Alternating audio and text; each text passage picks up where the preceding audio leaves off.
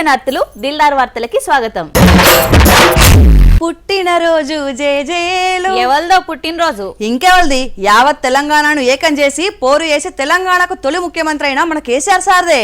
ఓహో, అందుకేనా ఇయాల వాడవాడల సంబరాలు చేసిరు? పల్లె నుంచి పట్నం దాకా అన్నదానాలు, నెత్తురుదానాలు, డబల్ రొట్టె పూడలు, పండ్లు, పలహారాలు వంచుతూనే ఉన్నారా. ఇక మనం చెప్పుడు ఆపితే అలా సంబరాలు చూస్తారు. చూడుండ్రులా.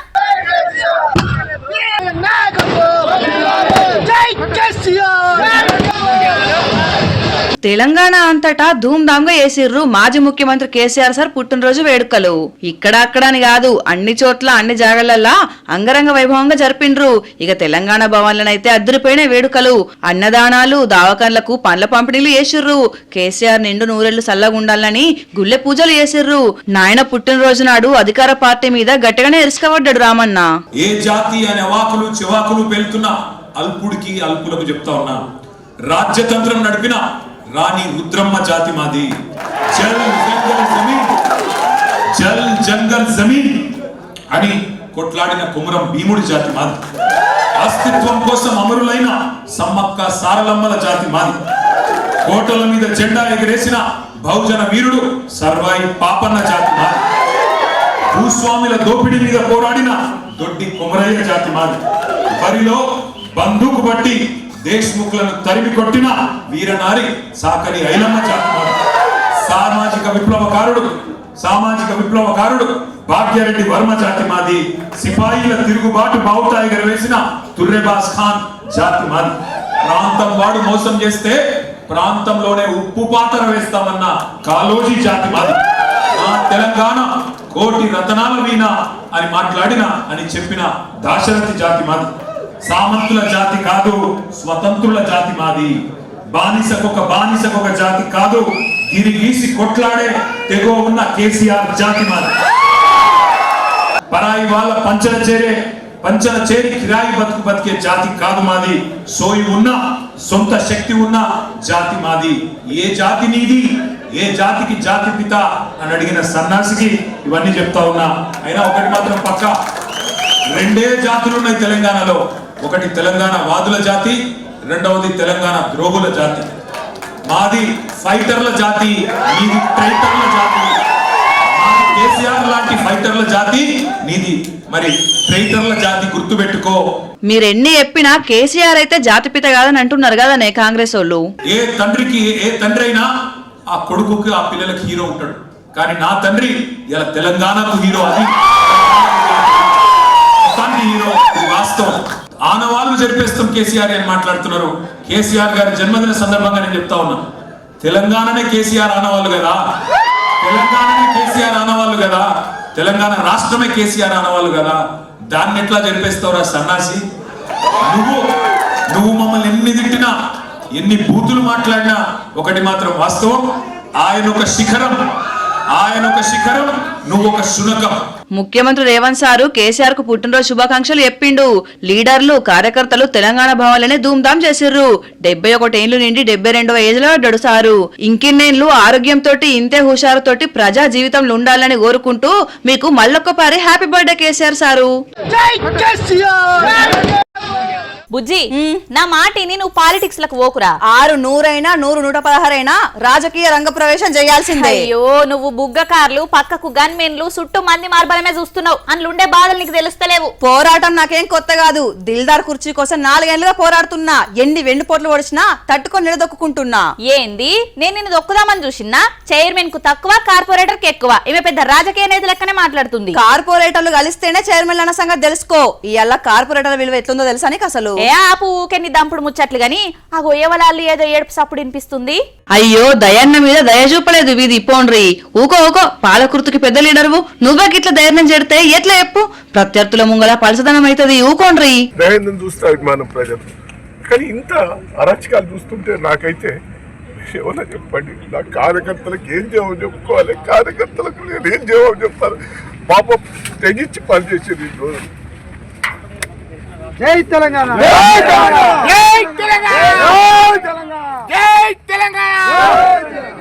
మూలిగే నక్క మీద తాటికాయ పడ్డట్టు కాలం కూడా పగబట్టినట్టు వేసింది కదా. తొర్రూరు మున్సిపాలిటీ కోసం అహర్నిశలు శ్రమిస్తే పడ్డ కష్టమంతా బూడిదల వసిన పన్నీరైంది, కన్నీరు మిగిలింది.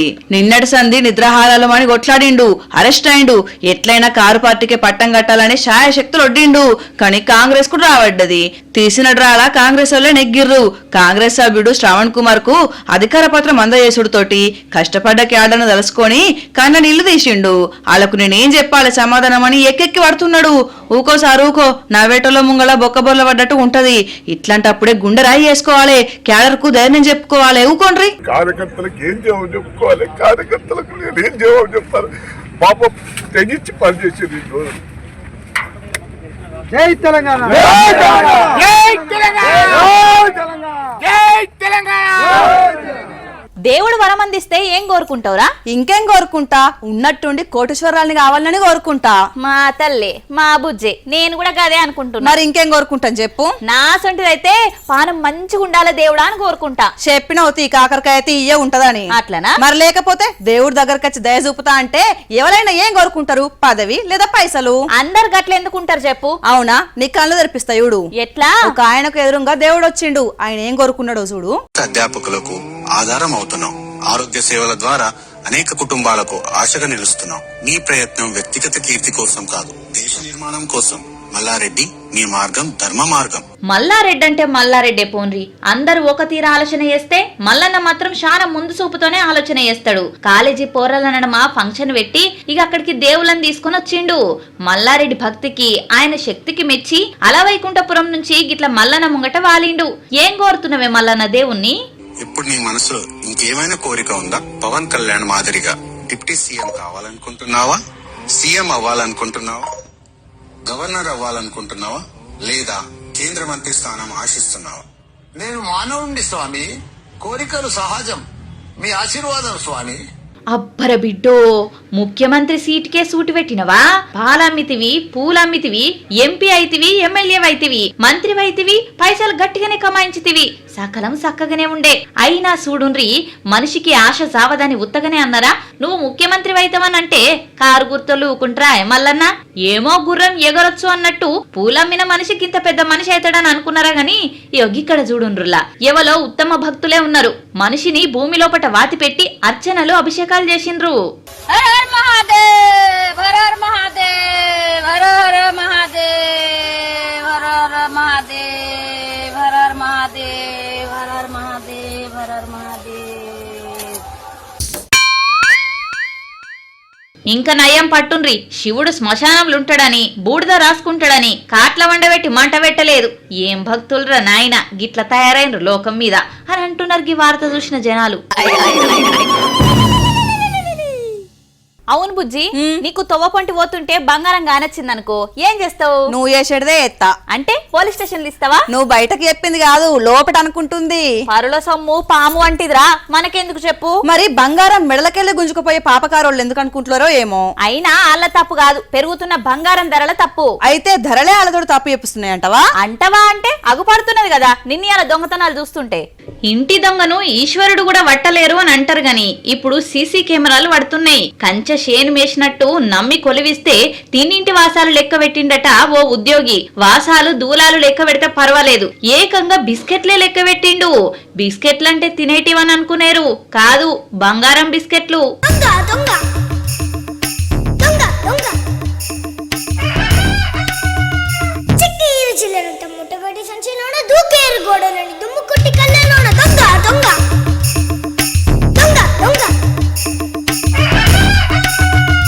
దుకాణంలో నగలు చూసి మనం ఎప్పుడు కొనుక్కుంటామో అని అనుకుంటారు ఎవరైనా, కానీ ఎప్పుడు కొట్టేస్తాను అని కలలు కన్నాడట షాప్ లో పనిచేసే ఉద్యోగి. పంజాగుట్ట జోయాలుకాస్ దుకాణంలో ఆడిటింగ్ చేస్తుంటే లెక్కలు తక్కువ వచ్చినాయట.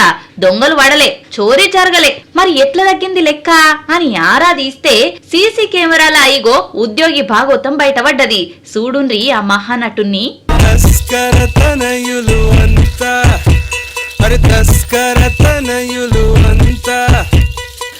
నగలు చూపెట్టి కస్టమర్లను టెంప్ట్ చేసేది పోయి తానే టెంప్ట్ అయిండు. రోజుకో బిస్కెట్ నగ చొప్పున ఖాళీ సాక్స్ లో పెట్టుకుని పోయిండు. మరి ఈ దుకాణం ఖాళీ చేసి కొత్తగా పెడదామని అనుకున్నాడో ఏం పాడో.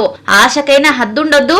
దగ్గర కోటి రూపాయల బంగారం గుట్టు సప్పుడు కాకుండా మూడా కంట వడకుంట మాయం చేసిండు. కానీ సీసీ కెమెరాల కన్ను కప్పలేక పోయిండు. అసలే బంగారం రేట్లు బగ్గుమంటుంటే ఎట్లిడిచి పెడతారనుకున్నాడో లెక్క తెలవకుంటుండేతందుకు అదేమన్నా ఉన్క పొట్ట.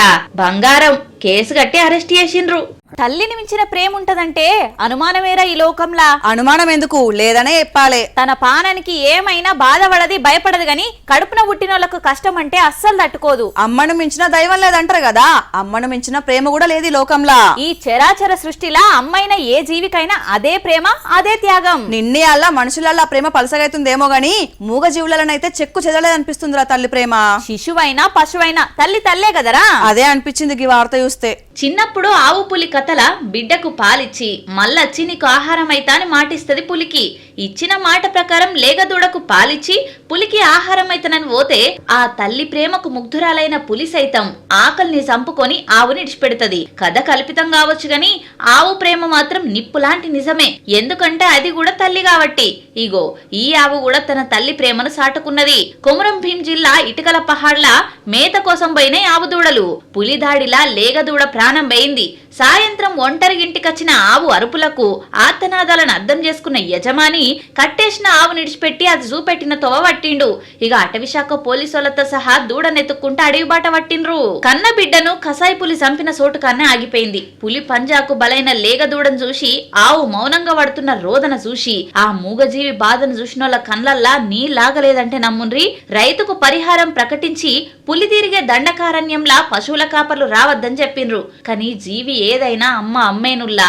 ఇవల్ల ఇలాంటి దిల్దార్ వార్తలు మళ్ళొచ్చే దిల్దార్ వార్తల్లా మళ్ళా కలుద్దాం. అంతవరకు చూస్తూనే ఉండండి వనితా టీవీ. నమస్తే.